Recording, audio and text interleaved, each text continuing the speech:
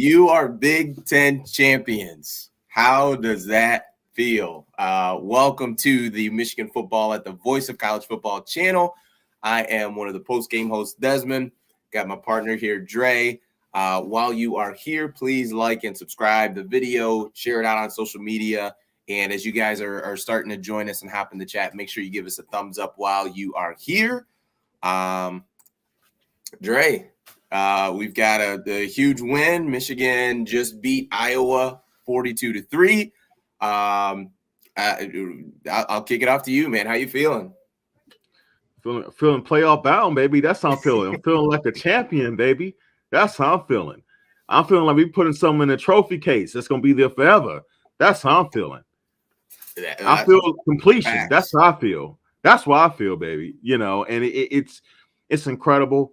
And that's why it's moments like now, as people can't tell, I have my celebratory cigar that will be probably lighting up once this is done. It's moments like now, and I want people to really take in how they feel. This is why championships matter, and not 10-2, 9-3 seasons it means something to complete, right? To be good and complete the path, complete the mission. That's why when people like us talk about, in the midst of a quote unquote good season, and it seems like we're being critical, and what did I always say? We will adjust this team week to week on a week by week basis to get right here, right where they are right now. And were we 100% correct by everything? No. But our intent in the critique was so they can be here, right here, and not just a normal 9-3, 10-2 season, and they're at home watching this game like Ohio State and MSU and Penn State are right now, right? So they can be right here. And it's incredible, man. It's been 7 years in the making under Jim Harbaugh to get here. A lot of pain, like some good moments, but a lot of pain along the way. And it's so sweet. It's so sweet. And I couldn't be more proud of this team and this program. You gotta give so much credit. We've been on them. I know I've been a huge critic of his, and I think rightfully so. You have, as well as others. But Jim, he shaped up his coaching staff.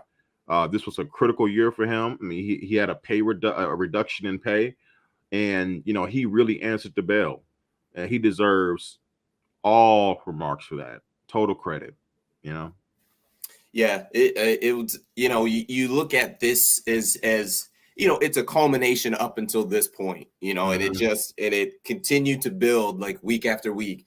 We've been on here, and it's interesting because it's almost just like we've been so repetitive in what we were saying. You know what I mean? It's just of just the things that you can really count on, week in and week out for Michigan is the leaders having the guys ready to go, the coaching staff doing a really good job of having the guys in the right mindset. Like right. It just, you know what I mean? It's continued again and again. And today was no different. You know what I mean? And every week the defense came to play. Like, so it has been a consistent effort, a consistent focus, with this team. And when you look at it, that's how you get here. Like, that is how you get here, is that consistency, and kudos to the guys, man. Kudos to this coaching staff.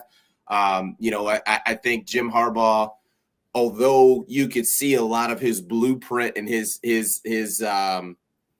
just trademark and his stamp on this offense, I think he did do a really good job of kind of letting go a little bit. I think he did a phenomenal job there. Bringing in a new defensive coordinator. I was not a big fan of Don Brown at all. I did not like him as a defensive coordinator, but nonetheless, like, it's still, you're taking a chance because, Jim Harbaugh had familiarity with Don Brown. Like, he had been with him for, multiple years and multiple seasons, and you know what to expect. So, for him to go through those things and those changes,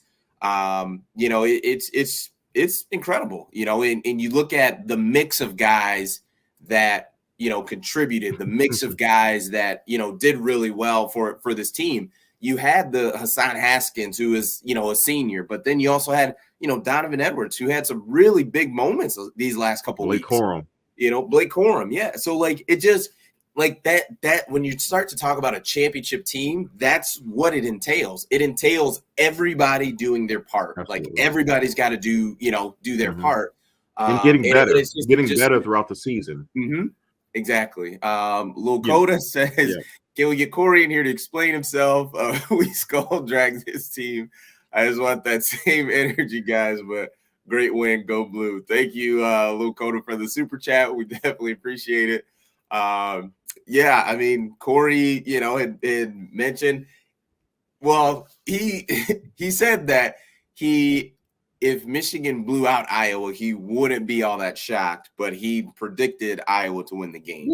Look, Des, and as we said, and I said it straight to Corey, and I even called the right halftime score at 14-3, and he said, "Oh, that's competitive." I was trying to be fair, and I'm like, because I thought the game would go even though Michigan, this is all, even Corey admitted this, like personnel to personnel, we knew Michigan was the better team, right?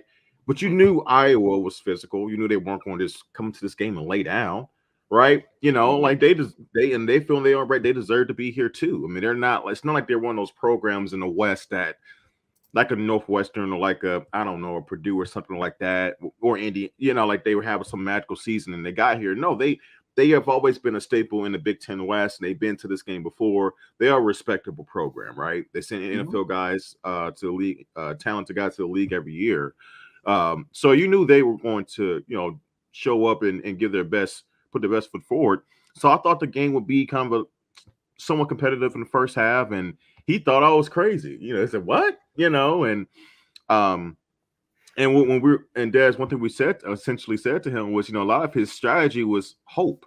It wasn't a lot of, legitimate, this is what we do well. This is a legitimate advantage that we have over Michigan, right? And I thought you saw that play out today. Iowa needed those quote unquote what the F moments or in mistakes by Michigan to have a shot. They got one. I believe that was the Campbell interception that went off of Eric. It was a ball that was thrown in. We'll talk about K. He was okay today, but K threw a ball behind Eric All. Probably should have still caught it, but threw it behind him. Went off All's hands right into Campbell, the linebacker for Iowa, right? And then they got that one turnover, and they didn't capitalize on that. So it's like, other than that, you just couldn't get enough mistakes by Michigan, which is what Iowa needed. And eventually you saw, just talent took over in the second half. Yeah, it was. There were some mistakes. Nothing major though. I think. No. And to me, it shows that. Just the talent gap, you know what I mean? Because the fact that, you did have the mistakes and, Iowa still only put up 3 points. Michigan had a bit of a lull, especially in that first half and to where you got the two scores pretty quick. And then, there's just a bit of a lull, like you kind of got off rhythm a little bit. And they got to, they got to the half 14-3 and, but even then there was no thought that this game was in any jeopardy. For me, I mean, I tweeted it and I also text you too. When Michigan scored their first touchdown, I texted you. I was like, "That's game. Like it's over." You're pretty premature with that, dude. You said that was game after the first touchdown. Yeah, I did. I did. I was dead serious. Yes, I was like, no. I'm like, yeah. I'm like, that's it. It was like early first quarter. Like, I've seen enough. I have seen enough with this Iowa offense.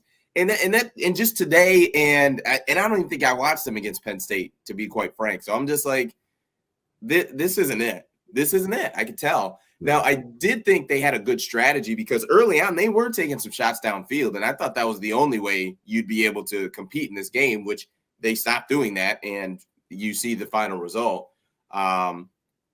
But it just was, when that first touchdown happened, I'm like, oh yeah, this game's over, man. That's it. We can wrap this up and go home. Just because they just didn't have enough, offensively.